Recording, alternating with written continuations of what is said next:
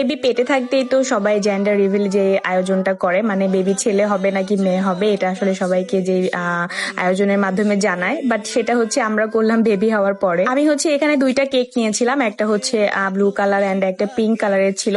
Blue কালারের কেকের উপরে লেখা ছিল বেবি বয় অ্যান্ড পিঙ্ক কালারের কেকের উপরে লেখা ছিল বেবি গার্ল। এই তিনটা কেকে আমি অর্ডার করেছিলাম এই ফেসবুক পেজ থেকে। যারা ব্রাহ্মণবাড়িয়া বাঞ্ছারামপুরের মধ্যে আছেন তারা কিন্তু চাইলে এই আপুর কাছ থেকে কেক নিতে পারেন। অর্ডার করার সাথে সাথে কিন্তু আপনাকে কাস্টমাইজ করেও দিতে পারবে, কাস্টমাইজ করে নিতে পারবেন মানে ওনার পেজ থেকে। পেজটা কিন্তু আমি উপরে ক্যাপশনে মেনশন করে দিলাম। নতুন অতিথি আমার ঘরে আসার সাথে সাথে যেন ঘরটা একদম আনন্দে ভরে গেছে। আমরা সবাই এত বেশি আনন্দ করছিলাম আর আমরা সবাই এত বেশি খুশি ছিলাম যেটা বলার বাইরে। আর এদিকে আমাদের আজান তো নতুন বাবুকে পেয়ে মহা খুশি। আজকে আমরা এখানে কেকের থিমে রেখেছিলাম blue colour and pink colour. সবাই জানেন যে ব্লু কালার হচ্ছে একটু ছেলে বাবুদের প্রতীক হিসেবে মানে সবাই চিনে, আর পিঙ্ক কালারটা হচ্ছে একটু মেয়ে বাবু টাইপের কালার।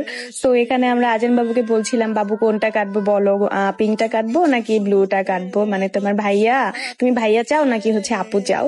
সো বারবার শুধু পিঙ্কটাই দেখাই দিচ্ছিল।